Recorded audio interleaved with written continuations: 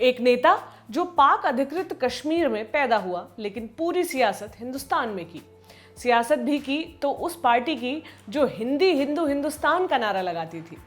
उस नेता का सियासी कद इतना बड़ा कि जब वो पार्टी का अध्यक्ष था तब दीनदयाल उपाध्याय जैसे नेता उसके मातहत पार्टी पदाधिकारी हुआ करते थे।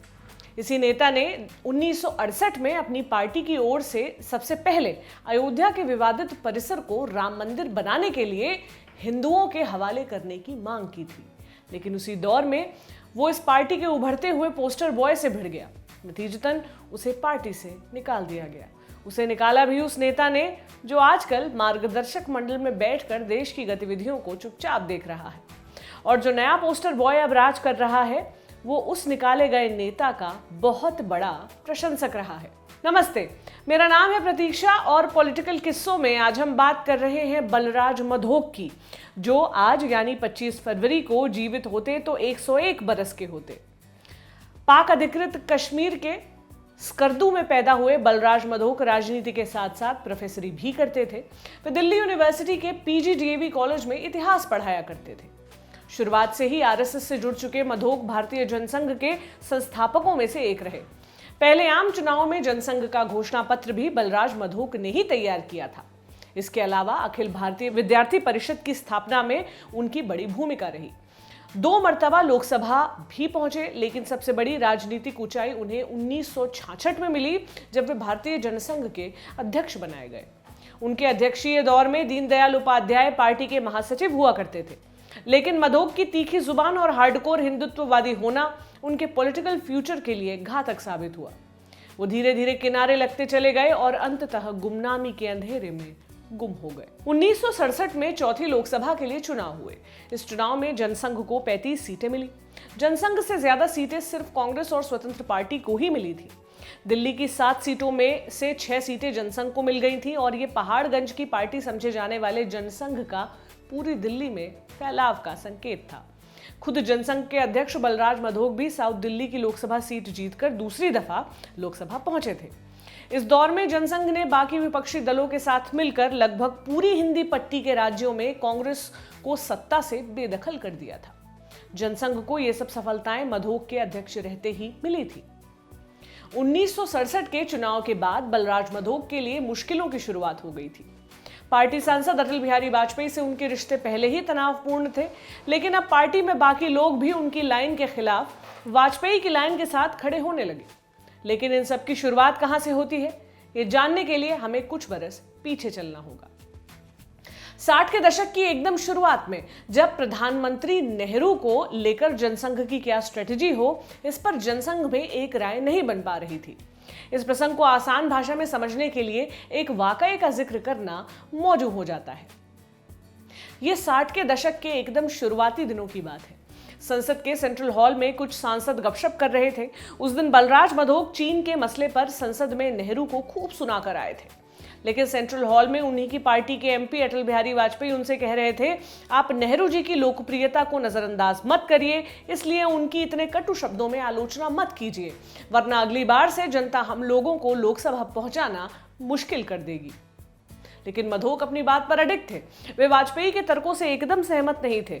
पास में ही बैठे प्रजा सोशलिस्ट पार्टी के नेता आचार्य जेबी कृपलानी दोनों की बातचीत को बड़े ध्यान से सुन रहे थे। दोनों की बातें सुनकर कृपलानी से रहा नहीं गया और वे मधोक से बोले, अरे तुम इस वाजपेयी की बातों पर एकदम ध्यान मत दो और अपना काम करते रहो। ये वाजपेयी तो नेहरू का चमचा है और दिन रात उसकी चापलूसी करने में लगा रहता है। आपको बताते चले कि कृपलानी भी चीन के मसले पर नेहरू और उनके रक्षा मंत्री वीके कृष्ण मेनन से काफी खफा थे। इतने खफा कि 1962 में बिहार की अपनी परंपरागत सीट सीतामढ़ी को छोड़ कर कृष्ण मेनन के खिलाफ चुनाव लड़ने मुंबई चले आए थे। यह अलग बात है कि उस मुकाबले में कृपलानी चुनाव हार गए थे। बहरहाल हम मधोक बनाम वाजपेयी के मुद्दे पर लौटते हैं। 60 के दशक की शुरुआत से शुरू हुआ मधोक और वाजपेयी का झगड़ा दिनों दिन बढ़ता चला गया और 67 तक आते आते नौबत ये आ गई कि मामला नागपुर तक पहुंचने लगा।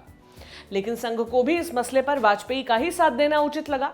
माना जाता है कि दिसंबर 1967 में जब बतौर जनसंघ अध्यक्ष बलराज मधोक का 2 साल का कार्यकाल पूरा हुआ, तब इन्हीं सब वजहों से उन्हें दूसरा कार्यकाल नहीं दिया गया और उनकी जगह दीनदयाल उपाध्याय को अध्यक्ष बना दिया गया। लेकिन कुछ ही महीनों बाद जब दीनदयाल उपाध्याय मुगलसराय जंक्शन पर मृत पाए गए, तब उनकी जगह अटल बिहारी वाजपेयी को अध्यक्ष बना दिया गया। अब पार्टी की कमान वाजपेयी के हाथों में थी और बलराज मधोक के साथ उनकी रार भी बढ़ने लगी। हद तो तब हो गई जब बलराज मधोक ने दीनदयाल उपाध्याय की हत्या में ट्रेन एक्सीडेंट की थ्योरी को स्वीकार कर लेने के लिए भी वाजपेयी और नानाजी देशमुख की तीखी आलोचना की थी। मधोक ने वाजपेयी को जनसंघ के भीतर का कांग्रेसी तक कह दिया था। 1969 के आखिर में पटना में जनसंघ का अधिवेशन बुलाया गया। इस वक्त तक पार्टी पूरी तरह से अटल बिहारी वाजपेयी के कब्जे में आ चुकी थी। संघ भी वाजपेयी कैंप का ही समर्थन कर रहा था। उधर कांग्रेस दो भागों में टूट चुकी थी। इंदिरा गांधी की कांग्रेस रिक्विजिशनिस्ट और पुराने कांग्रेसियों की संगठन कांग्रेस, और इन सबके बीच जनसंघ में भी आपसी मतभेद चरम पर था। इन्हीं मतभेदों के बीच पटना में अधिवेशन शुरू हुआ। अधिवेशन में भाग लेने बलराज मधोक भी पटना पहुंचे और वहां पहुंचकर उन्होंने एक नया राग आलाप दिया कि पार्टी को अब संगठन कांग्रेस के साथ अलायंस करना चाहिए। लेकिन तब अटल बिहारी वाजपेयी ने साफ साफ कहा कि दोनों कांग्रेस में कोई फर्क नहीं है और हम लोगों को दोनों से दूरी बनाकर रखनी चाहिए। इसके बाद बलराज मधोक और वाजपेयी में खूब बहस हुई। वाजपेयी के रवैये से मधोक इतने नाराज हुए कि अधिवेशन के बीच में ही वापस दिल्ली चले गए।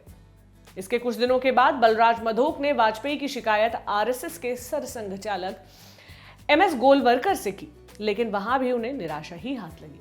अपनी आत्मकथा जिंदगी का सफर में मधोक लिखते हैं, जब मैंने वाजपेयी के रहन सहन और पार्टी चलाने के तौर तरीके की शिकायत गोलवलकर से की तो उन्होंने कहा कि मुझे सबकी कमजोरियों का पता है, लेकिन मुझे संगठन चलाना है, इसलिए शिव की तरह विष पीकर बहुत कुछ बर्दाश्त करना ही पड़ेगा। इसके बाद मधोक के जनसंघ से रिश्ते और भी ज्यादा खराब हो गए। खासकर 1971 के लोकसभा चुनाव में पार्टी की बड़ी हार के बाद मधोक ने इस हार का पूरा ठीकरा वाजपेयी के मत्थे फोड़ दिया।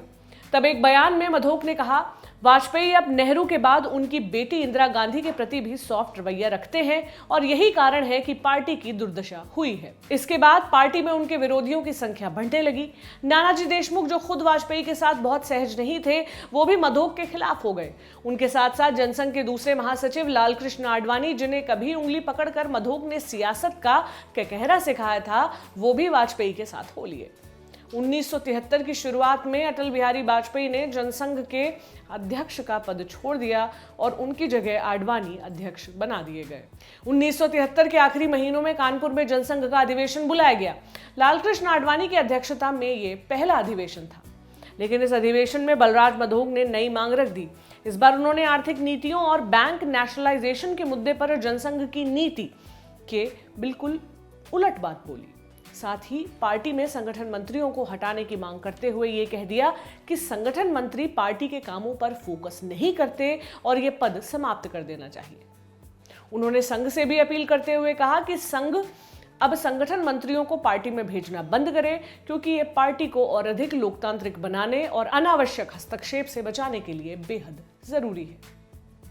अब इन सब के बाद पार्टी के पास मधोक को निष्कासित करने के सिवा कोई रास्ता नहीं बचा था। लालकृष्ण आडवाणी ने उन्हें पार्टी से निकालने का ऐलान कर दिया। उस दौर के घटनाक्रम और उसमें बलराज मधोक की भूमिका को समझने के लिए हमने वरिष्ठ पत्रकार किंशुक नाग से बात की तो उन्होंने बताया, बलराज मधोक ज्यादा हार्डकोर हिंदूवादी थे, जबकि अटल बिहारी वाजपेयी मॉडरेट थे। दोनों लगभग हमउम्र ही थे और एक दूसरे से आगे निकलने की होड़ में भी लगे रहते थे। लेकिन मुसलमानों के लिए मधोक का रवैया काफी कठोर था, जबकि वाजपेयी के व्यक्तित्व में ऐसी कोई बात नहीं थी। इसके अलावा मधोक का मुंहफट होना भी उनके पॉलिटिकल करियर की राह का रोड़ा बन गया। वे पार्टी की आइडियोलॉजी को ज्यादा महत्व देते थे, लिहाजा उतने व्यवहार कुशल नहीं बन सके जितने वाजपेयी थे। लेकिन आइडियोलॉजी के प्रति निष्ठा होने के बावजूद उनका पंजाबी होना उन पर भारी पड़ा, क्योंकि उस दौर में भविष्य की राजनीति के मद्देनजर जनसंघ देश के सबसे बड़े सूबे यूपी में अपने पांव पसार रहा था और इस वजह से यूपी से आने वाले नेताओं को ज्यादा महत्व दिया जा रहा था। दीनदयाल उपाध्याय और अटल बिहारी वाजपेयी दोनों ही यूपी से आते थे, लेकिन मैं फिर भी कहूंगा कि आज की भारतीय जनता पार्टी और उसका नेतृत्व पूरी तरह से बलराज मधोक के रास्ते पर चल रहा है और अब उसमें वाजपेयी मॉडल के लिए कोई जगह नहीं बची है। जनसंघ से निकाले जाने के बाद बलराज मधोक ने चौधरी चरण सिंह की लोकदल का दामन थाम लिया, लेकिन जल्द ही इमरजेंसी लग गई। इमरजेंसी में बाकी विपक्षी नेताओं के साथ बलराज मधोक को भी जेल में डाल दिया गया। इमरजेंसी के बाद 1977 में विपक्षी दलों ने मिलकर जनता पार्टी का गठन किया। इस जनता पार्टी में जनसंघ भी शामिल हो रहा था। उस जनसंघ पर पूरी तरह से बलराज मधोक के से नाराज लोगों का कब्जा था। अटल बिहारी वाजपेयी, नानाजी देशमुख, सबके सब जनता पार्टी के आर्किटेक्ट्स में शुमार थे।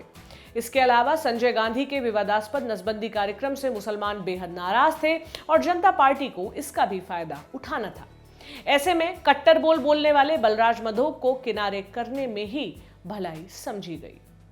जनसंघ के नए अवतार भारतीय जनता पार्टी के सत्ता में रहते अब तक 2 बार राष्ट्रपति चुनाव हुए हैं, एक 2002 में और दूसरा 2017 में। यहां हम बात कर रहे हैं 2002 के राष्ट्रपति चुनावों की। तत्कालीन राष्ट्रपति के.आर. नारायणन का कार्यकाल पूरा हो रहा था और भाजपा के लोग अपनी पसंद का राष्ट्रपति बनवाने की जुगत में थे।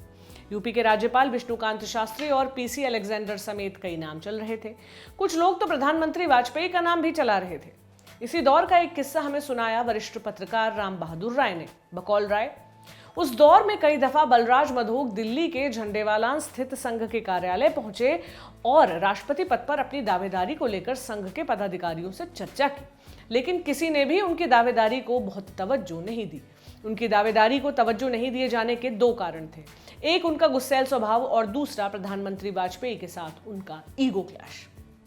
हम सब जानते हैं कि अंत में जाकर रक्षा वैज्ञानिक एपीजे अब्दुल कलाम का नाम फाइनल हुआ और वे राष्ट्रपति चुने गए।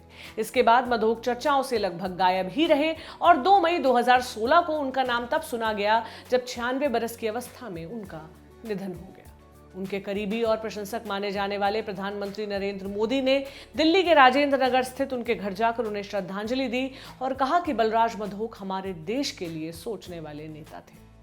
उन्हें याद करते हुए वरिष्ठ पत्रकार विजय त्रिवेदी कहते हैं, जब बलराज मधोक और अटल बिहारी वाजपेयी का विवाद चल रहा था तब बाला साहब देवरस ने उस विवाद में वाजपेयी का साथ दिया। वाजपेयी अच्छे वक्ता थे और लोगों को स्वीकार्य थे। इस तथ्य से आरएसएस भलीभांति परिचित था और यही कारण था कि आरएसएस वाजपेयी को आगे बढ़ा रहा था। वहीं दूसरी तरफ बलराज मधोक की हार्डकोर हिंदूवादी की छवि और उनका टेम्परामेंट उनकी स्वीकार्यता के रास्ते में बाधक था। मैं 2013 में आखिरी बार बलराज मधोक से मिला था। उस मुलाकात के दरमियान मधोक ने कई बातें मुझसे शेयर की थी। तब उन्होंने कहा था, मैं हिंदुत्व की बातों में बहुत मजबूती से यकीन रखता था, इसलिए मेरे खिलाफ पार्टी में एक लॉबी बनने लगी।